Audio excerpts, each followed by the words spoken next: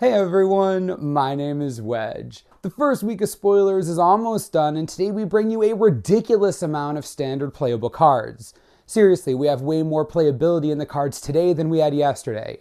I think you'll be pleased. I know I was surprisingly impressed. Enjoy. Arashin foremost is 1 colorless and 2 white for a 2/2 human warrior with double strike. Whenever it enters the battlefield or attacks another target warrior creature you control, gains double strike until end of turn. Hey, Black-White Warriors players, here you go. In a lot of ways, this is a warrior lord. It has double strike of its own, it's also a warrior, and it grants double strike on both entry to the battlefield and on attack. It's also relatively cheap. A lot of your warriors are 1 or 2 mana. This is perfect for the 3-drop slot. I'm so happy they're still supporting warriors even in the new Tarkir. I'll definitely be working on a Warriors deck for sure now. The tribe is a real thing. Standard playable warrior for sure, believe it. Oh baby, Anticipate is 2 mana for an instant. Look at the top 3 cards of your library. Put one of them into your hand and the rest on the bottom of your library in any order. First thing I thought of when I saw this card, boom, Impulse. That is a great spell and has been used in a variety of strategies throughout Magic.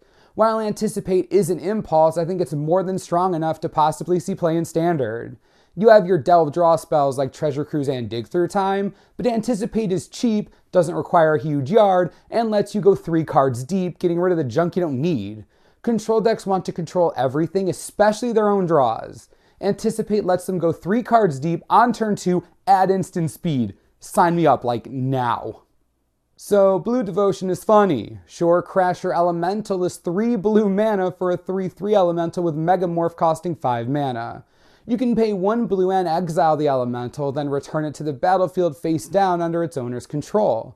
You can also pay 1 colorless to give the elemental +1/-1 or -1/+1 until end of turn. There is a lot going on here. First, its synergy with Master of Waves is legendary. It's an elemental in its own right, so it gets buffed by the Master, but also provides you with 3 devotion to fuel him. Also, the ability to dodge removal for 1 blue mana is pretty sick. It does come back face down, and the morph cost is high, but it's dodging removal. Totally okay with that being a condition. Lastly, his ability to alter his power and toughness just make it way easier to survive combat against whatever you need to block or get through. I don't think this will single-handedly make Blue Devotion a tier 1 deck, but it will definitely get it played more. I really like this card. Because more warriors are better, Bloodshin Fanatic is 1 colorless and 2 black for a 3/3 orc warrior. You can pay 2 mana and sacrifice another warrior creature you control to have target player lose X life, and you gain X life, where X is the sacrificed creature's power. Isn't this just an interesting take on a mono-black warrior? His synergy with Blood-Soaked Champion is so real. You also have Goblin Rabblemaster and Zurgo if you want to be cheeky. I'm not sure this is going to have the same impact that Arashin Foremost is going to have, but it's a funny card nonetheless. I don't think it should have been a rare, but hey, players love warriors a lot. I'm not going to mess with their party.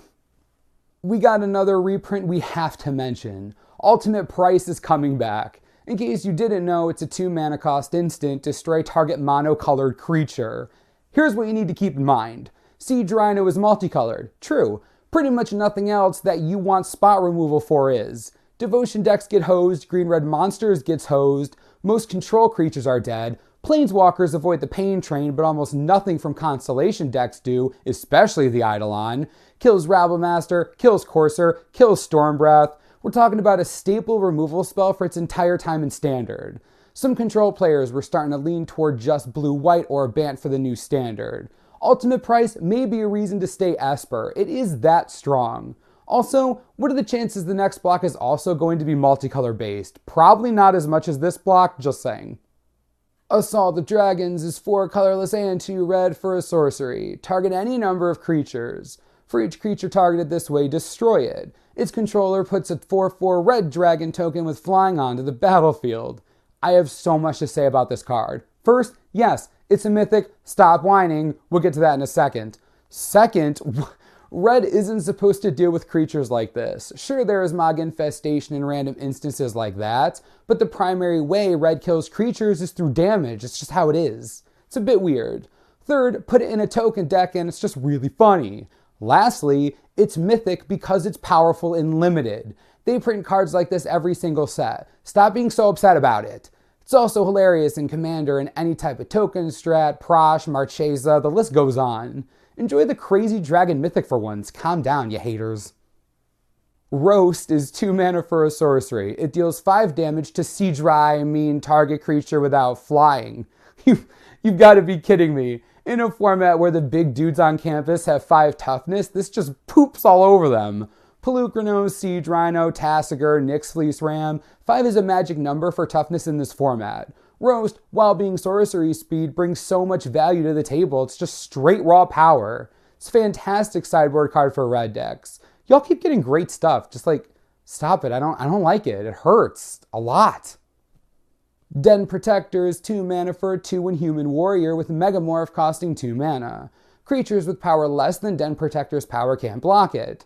When it's turned face up, return target card from your graveyard to your hand.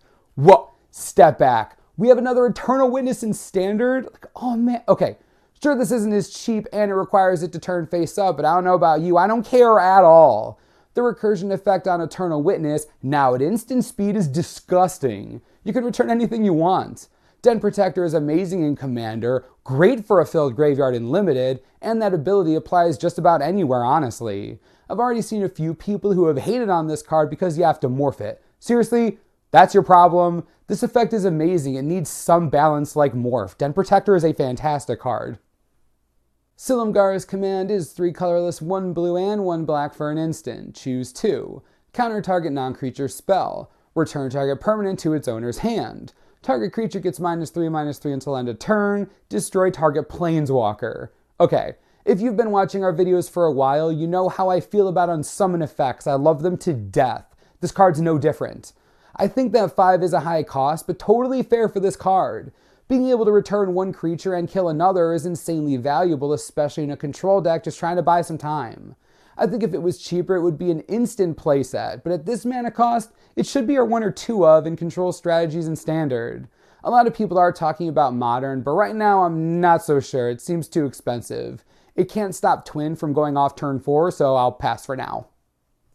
Didn't I tell you that today had a bunch of playables? I think Standard is definitely going to change a bit based on today's spoilers. At the very least, Esper and Blue-Black Control are going to be more popular than they are now, I can tell you that for sure. Let me know what you all think of these cards in the comments below. Any of these excite you for Standard? As always, subscribe for the latest and most reliable Dragons of Tarkir spoiler information you could ever need. This is the Mana Source. I'm Wedge. Thanks for watching. We'll see you next time.